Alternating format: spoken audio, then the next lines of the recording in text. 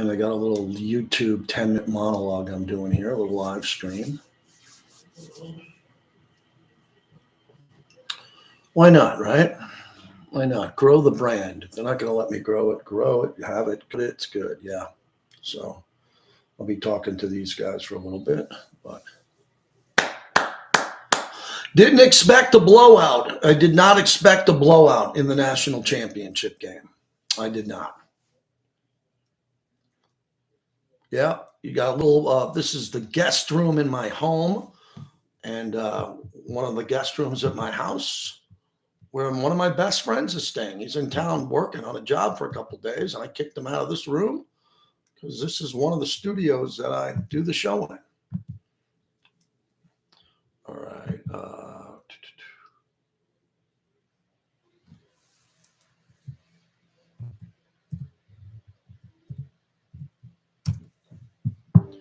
And we are inside the Zoom, guys. The company Zoom.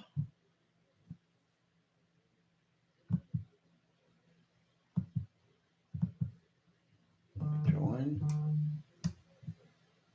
Yes, I do.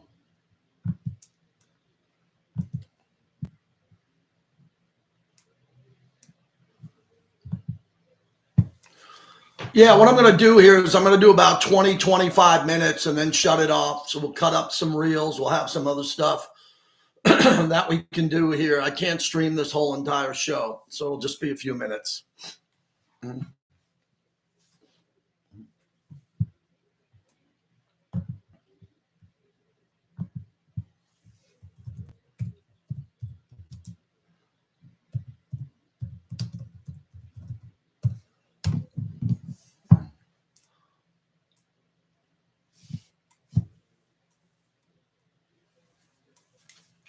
I'm always working, man. When they let me work, I work. This is sports. We're going to talk sports, NFL. Man, Ben Johnson to Chicago. Woo! Whoa. Wait a second. Ben Johnson to Chicago. We'll get into that too.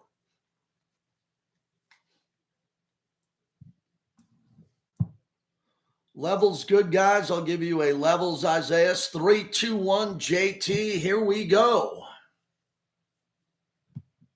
Yes.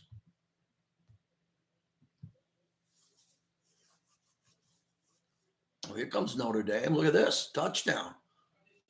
How about that? Okay.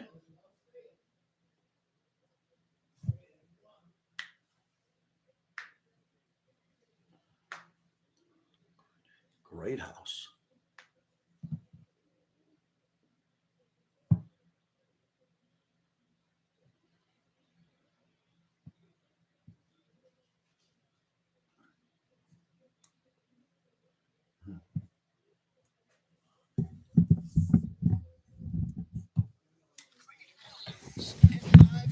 On the evening's biggest games.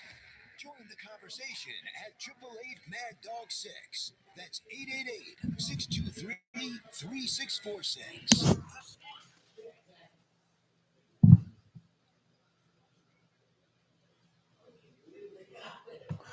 Wow, here we go. National championship game, and Notre Dame just scores and converts on a 2-point conversion, 31-15.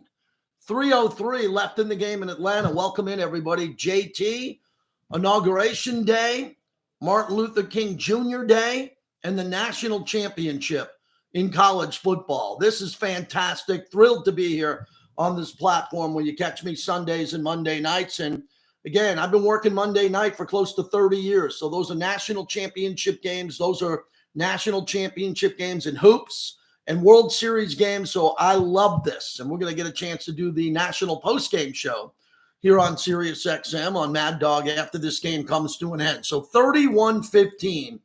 I would think the game is over, but Notre Dame just scoring after they had a 3rd and 18 to get a touchdown. They are back in the game. And I thought the only way Notre Dame could win this game would be that Notre Dame would have to win on special teams. They got to do something special on special teams. There's got to be a block punt. They went for it on a fake. It didn't work. Something has to come out. A ball has to come out, a hard tackle, a strip. It's the only way Notre Dame could get back in this game. Now, Chip Kelly is calling the plays for the Ohio State. Ryan Day, very good coach, trying to avenge the Michigan loss and run the table. So the only way Ohio State could lose this game is if they get into a prevent offense. Okay, they've been dominating the entire game. So what is Ohio State going to do now? They're going to try to run it and milk the clock and let Notre Dame hang around, or are they going to get aggressive with the ball? And if they do, and Notre Dame could get a couple of 3-and-outs here, they can get back in the game. But it looks like Ohio State has this one because Ohio State is up big, and they're just too good. As I tweeted out earlier today, I didn't think Notre Dame had much of a chance in this game because Ohio State just has better players. They have more NFL talent than Notre Dame has. But Notre Dame, with Marcus Freeman as a head coach, they've done it. They've done a lot of good things.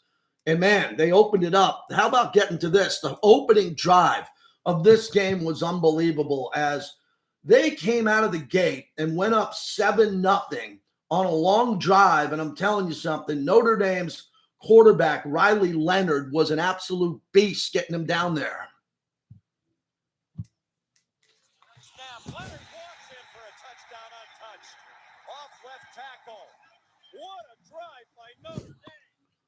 That was an unbelievable drive. ESPN on the call for Notre Dame. And I didn't expect Notre Dame to get out of the gate and go on that big of a drive. And they took so much clock away.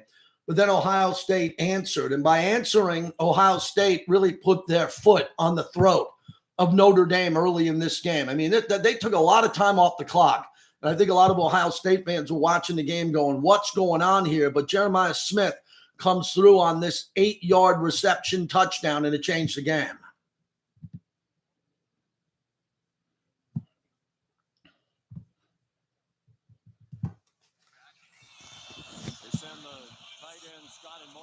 Sets near the right, a play fake to Judkins, a throw in the flat, wide open Jeremiah Smith, he walks in for a touchdown. ESPN on the call there. So that's where we stand. We'll get everybody up to speed. And remember, these shows I love because a lot of people can't do a show like this. I got to focus on the game, and it looks to be a blowout, but it could get closer. And I got to make sure the fans that are not listening to me because they're watching the game, I give everybody else who's loyal to this channel more with the NFL coverage that we have. So if you can hear my voice, you can get involved in this game or just start dialing on the NFL because I did the Sunday night show last night, and I'm still in shock that Detroit, the Lions, have been eliminated from the postseason. My Super Bowl pick is out, and I am crushed for the fans of the Motor City of Detroit. I am crushed for the city of Detroit and those great fans who have never experienced anything when it comes to football in the modern era. This was the year to do it.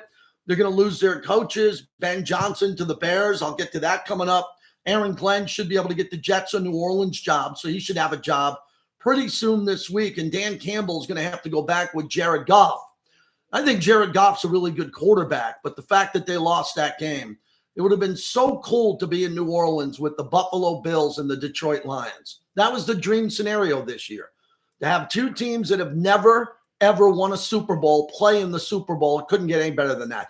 That's the dream scenario. And Detroit absolutely fell on their face to Jaden Daniels and the Washington Commanders. So as we look back at that game, who do you want to blame? Because that's what we do in sports radio. We blame people. And if you want to blame anybody, Dan Campbell took the blame. He said it was on him, but I don't think it was. You know, the bye week is a unique topic in sports, everybody. When you have the bye week, you can play rusty. You can come out after the bye week in any sport and be there and not be loose, not be ready to play. And the next thing you know, you're one and done, i.e. Oregon, the Ducks. Okay, time off doesn't make a team better. It takes a team that's injured and makes them healthier. But most teams that are coming off a bye week, it's very hard for them to just be on the same page and playing perfectly. So the Commanders put up 31 at the half. Aaron Glenn's the defensive coordinator. But I think he has a built-in excuse. The built-in excuse was the team was injured more than any other team this year on defense, more than any other team. And he had that team ready to play the entire week. And then the game that matters most, right, the game that could get you to the championship game at home, the Lions don't show up on defense. And the Commanders and Jaden Daniels just tore them up. Whatever the Commanders wanted to do in that game, they were able to do. And that's a bit of a concern. Because when you have Aaron Glenn as the defensive coordinator for the Lions, he's seen it all. He's got to do a better job. Jaden Daniels had 2 touchdowns, no interceptions. He had a 122.9 rating compared to a 59.7 rating for Jared Goff, who was absolutely brutal. 1 touchdown, 3 interceptions, and Jaden Daniels wasn't even sacked in the game. So it was all Commanders. Commanders are now overall 12-5. It's one of the great turnarounds we've seen ever. Remember, Dan Marino went to the Super Bowl as a rookie for the Miami Dolphins and never went back. He never went back. And I remember when he went to the Super Bowl against the Niners and people thought he'd be back. He's going to get multiple shots. He's a rookie. He never went back to the Super Bowl. Jaden Daniels comes in here, one of the calmest, coolest, coldest quarterbacks that we've seen. And look at him now, comfortably winning in Detroit, and Detroit is eliminated. I will say this, and I'm going to say it throughout the entire show. There is nothing worse than losing if you've never won. I'm a Yankee fan. I've won plenty of times. Plenty of times. I grew up with the New York Islanders. In high school, they won 4 cups in a row.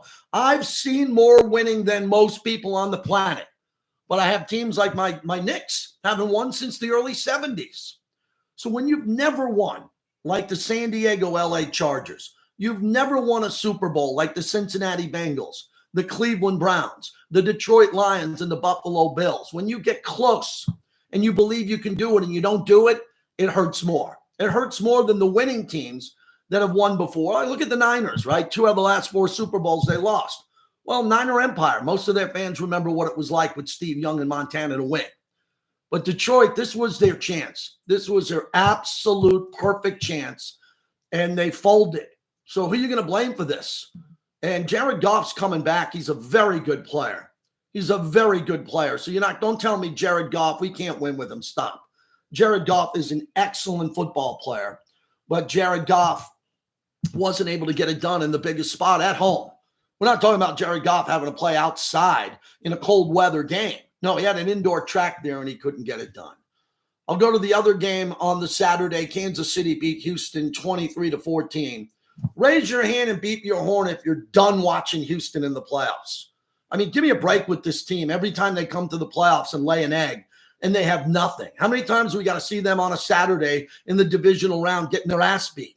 C.J. Stroud, not bad, 245 yards, but no touchdowns in the game. And Patrick Mahomes had a touchdown, no interceptions in the game. Kansas City only ran for 50 yards total. Houston ran for 149 yards.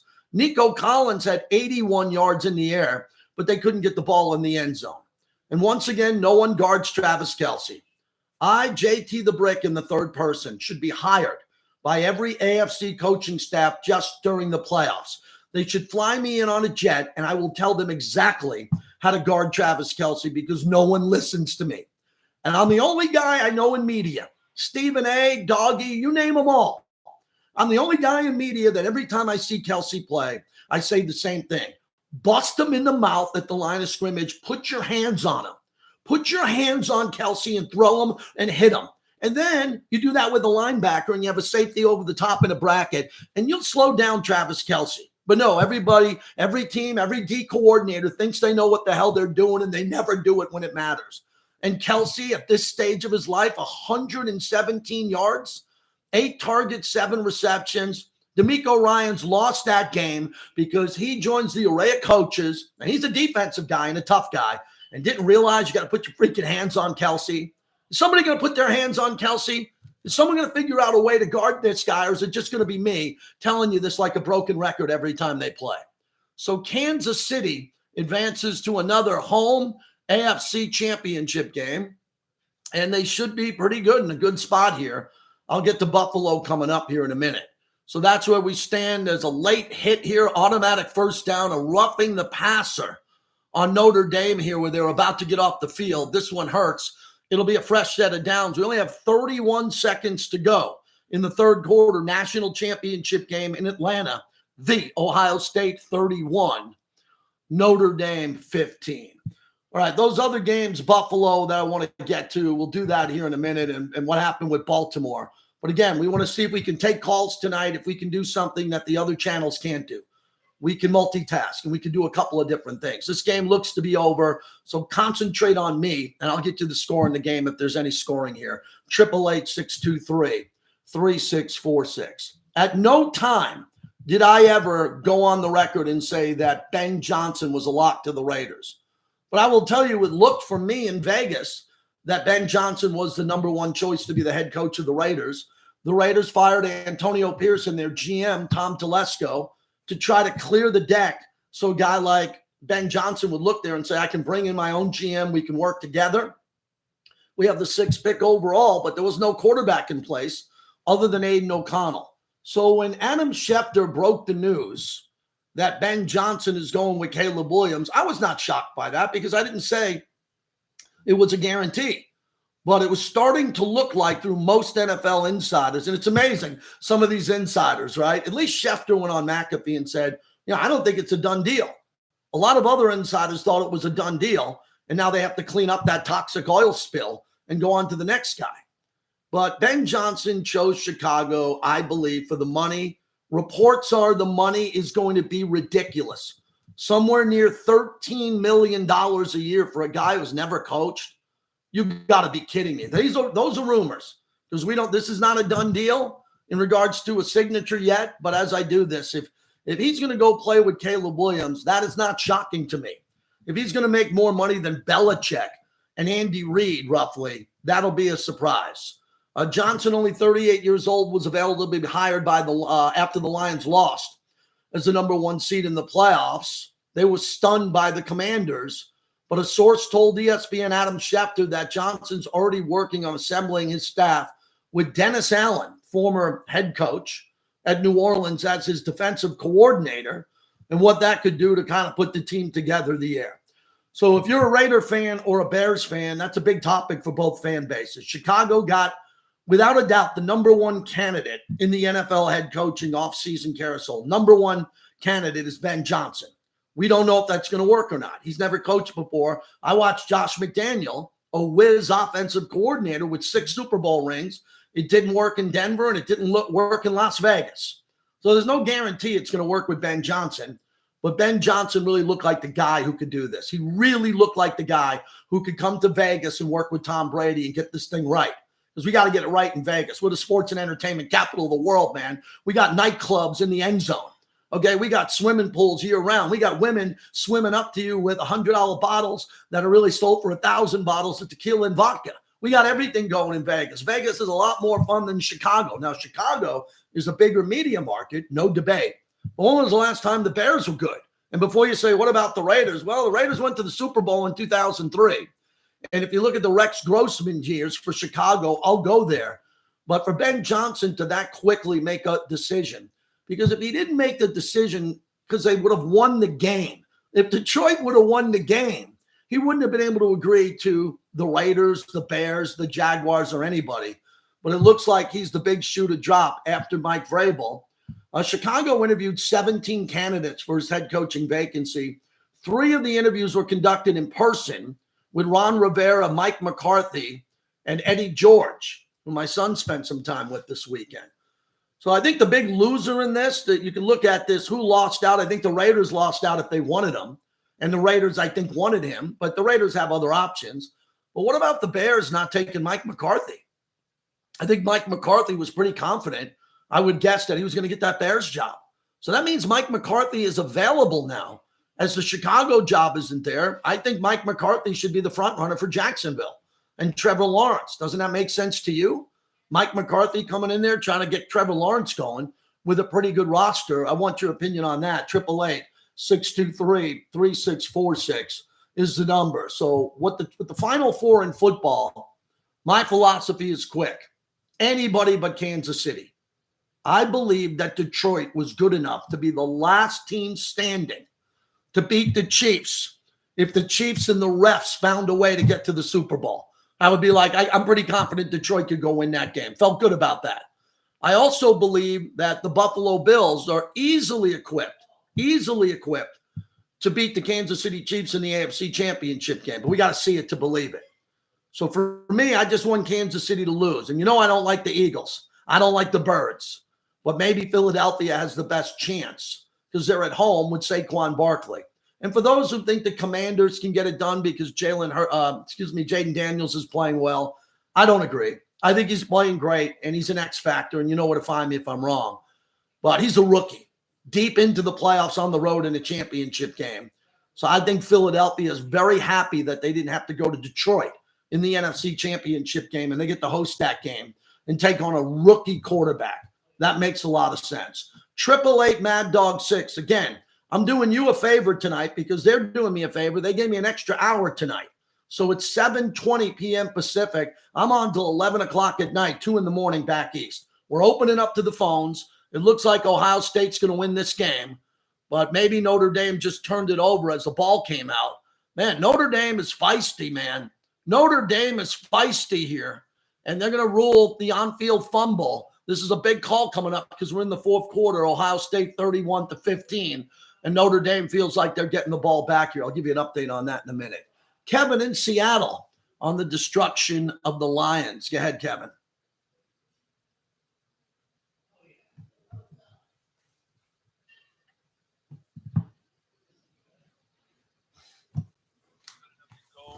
Win that Super Bowl and beat any team they played. The Lions 15-2 regular season, then they lose it in the first home game.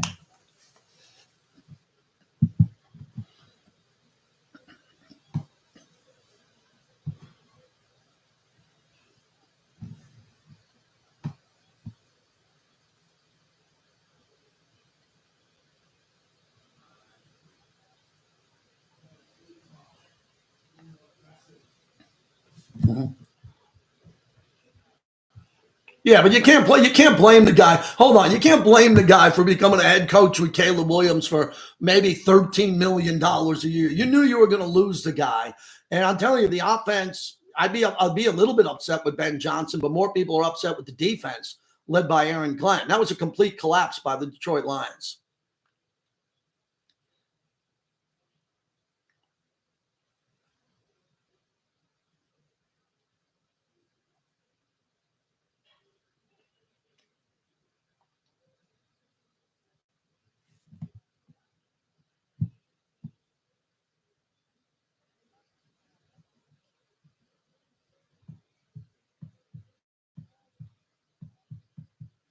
Mm-hmm.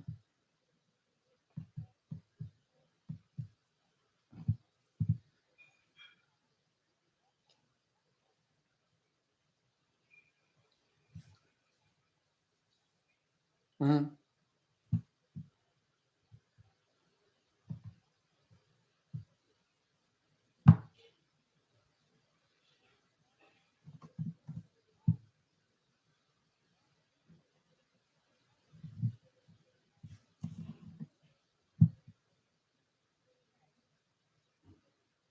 Mm-hmm.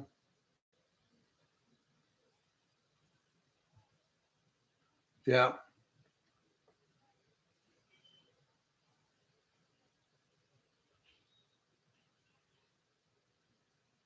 Mm-hmm.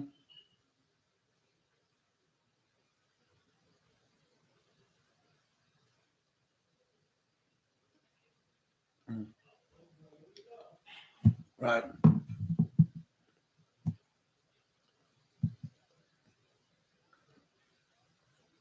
Okay. Thanks for the phone call. Excellent phone call to start off the show. The greatest callers in the country have called me over the last 28, 30 years because I was a great caller.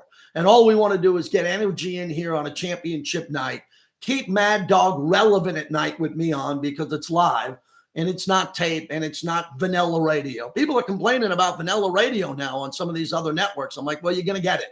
Because the glory days of radio, the glory days of sports radio are probably behind us a little bit. So you still got me on a championship night. JT from Vegas. Let's get rolling at JT The Brick. And you can sign up for my YouTube channel where on nights like tonight, if I'm not on Mad Dog, I go on YouTube and we got a nice big audience, JT The Brick YT. Here comes Notre Dame. They are not done. 31-15. It's 2nd and 14. Notre Dame is on the Ohio State 42-yard line, man. If they score here, we got a game. If Notre Dame scores here, we got a game. Let me give you one more play. I'm going to try to run a quarterback draw for about 3 or 4 yards. Chris Myers from the NFL on Fox will join us at the bottom of the hour. We'll talk about all the games in the divisional round and preview Championship Sunday coming up next. JT from Vegas, from home on Monday night. This is Mad Dog.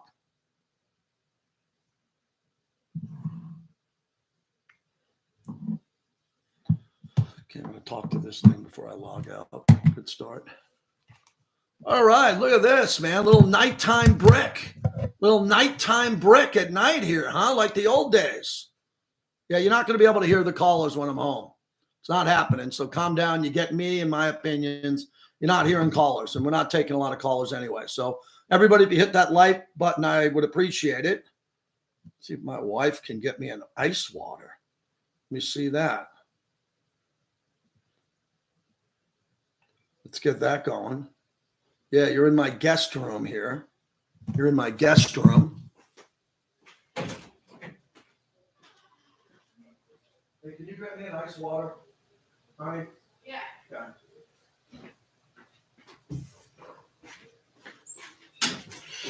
Yeah. Rehire John Gruden. Is that what we're looking to do? I love John Gruden. Look at Big D, man. Notre Dame. Notre Dame is not dead yet. Notre Dame, I thought, was left for dead. They are not dead yet. Wow. Easy Rider, there's no Modelo's on a Monday night.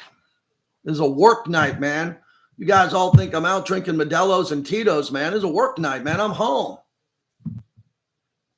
Actually, I had a big coffee to kick my ass to get me going. Thank you. Appreciate it. Thanks to my wife for this. Oh, speaking of that, look at that cup. Look at that cup. Who likes that one? Water. See, water.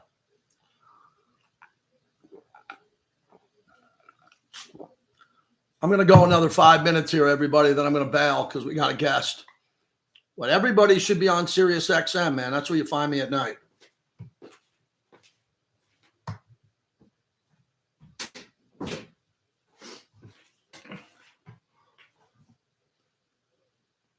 Ooh, flag. Another flag.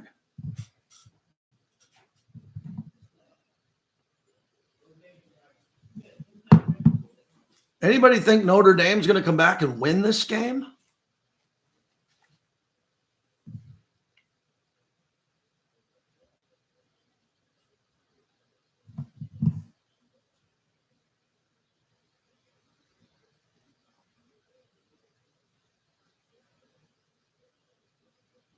Ohio State corners are notorious for pass interference. What do you want to come out of here with, Isaiah?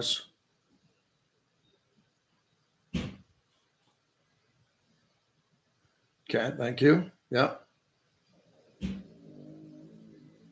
Okay, thank you.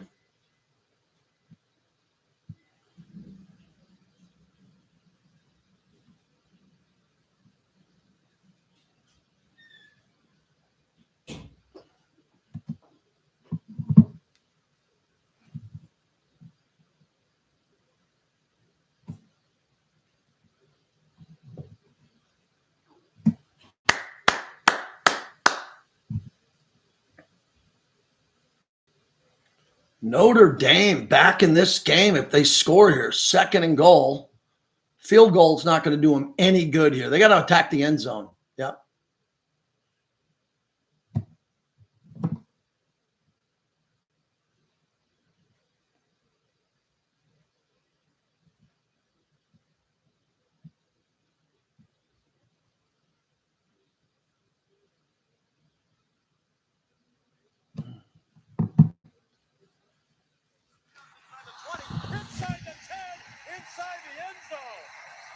Jermaine Matthews missed the tackle, and Greathouse goes 34 for the Notre Dame score. Welcome back.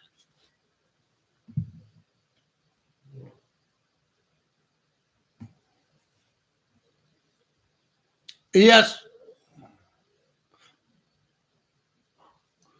ESPN on the call, so Notre Dame can get back in the game. They had a 1st and goal, but They're going backwards here. It's now 4th and goal. A field goal does them no good with 9:34 to go, but they do have 3 timeouts. So they're going to kick a field goal here.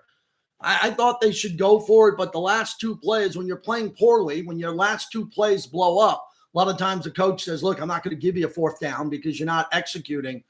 So Notre Dame, Mitch Jeter, who's 7 of 8 in the playoffs, is going to kick a field goal that'll make it 31-18. It's a chip shot. Chip shot, ball down, snap up. Did he miss that? Off the upright. He missed it. He missed it. It's off the upright. He missed it. I don't believe it. He missed the cupcake field goal. Here goes Notre Dame in the game. It's a little baby kick. Little extra point, shorter than an extra point. Doink. It's a doink, and they don't get it. Oh, no. Notre Dame was right back in this game with a made field goal. They had the math and the time to do it, and off. And Ryan Day goes crazy as Ohio State will take over now because Notre Dame's Jeter misses a little baby chip shot. You got to be kidding me. These kickers really screw you over at the college level. These young former soccer goalies become kickers in college football and they can't make a kick. No weather related, nothing to do with it. He just shanked it. And now Notre Dame's in big, big trouble here. You got to be nuts. What is going on? That hurts. 888-623-3646. I don't have a dog in the fight here. So everybody hang on. I'll get to you coming up. I don't have a dog in the fight here. But I was really hoping that they'd make that kick to put a little pressure on the Ohio State. Thanks to all the bricklayers who like my YouTube channel. Appreciate that. Everybody else, we're going to be here for 3.5 more hours. So I'm a long-haul trucker, sports talk radio trucker, and I love me some national championship radio on a Monday. Chris Myers from the NFL on Fox will join us next. He knows the Commanders as good as anybody, called several Jaden Daniels games. Does he give Jaden Daniels a chance to do it in Philadelphia? We'll find out next. But here's Ben Raby with your Mad Dog Sports Bite.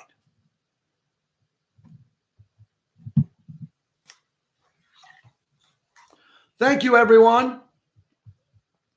Let's call this a bonus brick. Bonus brick. Thank you. I'll be on tomorrow, noon Pacific, 3 Eastern, on Raider Nation Radio and live on YouTube. Thanks a lot, everybody. I appreciate you tonight. Thanks for doing this.